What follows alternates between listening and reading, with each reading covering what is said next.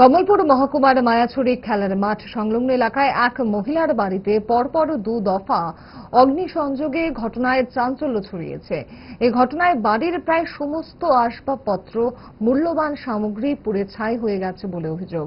জানা গেছে, এলাকার বাসিন্দা মল্লিকা গোপ ধর্মীয় কাজে দেওঘর যাওয়ার পর তাঁর বাড়িতে প্রথমে সোমবার রাতে আগুন লাগানো হয়। এরপর ঘটনার রেশ কাটতে না কাটতেই পরদিন গভীর রাতে আবারও অজ্ঞাত পরিচয় দুষ্কৃতীরা বাড়িতে আগুন ধরিয়ে দেয় বলে অভিযোগ। ফলে বাড়ির অবশিষ্ট অংশ সম্পূর্ণভাবে ধ্বংস হয়ে যায়। স্থানীয়দের দাবি, এই ঘটনায় প্রায় 10 লক্ষ টাকার সম্পত্তির ক্ষতি হয়েছে। ঘটনার পর কমলপুর থানায় লিখিত অভিযোগ দায়ের করা হয় এবং পুলিশ তদন্ত শুরু করে।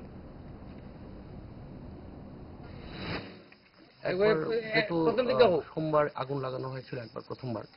তো গতকাল রাত্রে আবারও তার মধ্যে দ্বিতীয়বার ফায়ার একজন স্যার। তো কি বলবো বুঝতে পারছি না। এখন তো গতদিন কিছুটা জিনিস ছিল, কারণ ফ্রিজ টিজ কিছু জিনিস ছিল, এখন তো একদম পুরোপুরি সমস্ত কিছু পুড়ে ছাই হয়ে গেছে।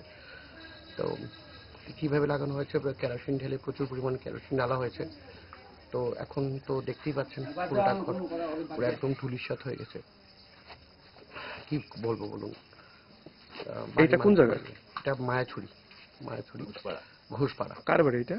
এটা মল্লিকা গোপ।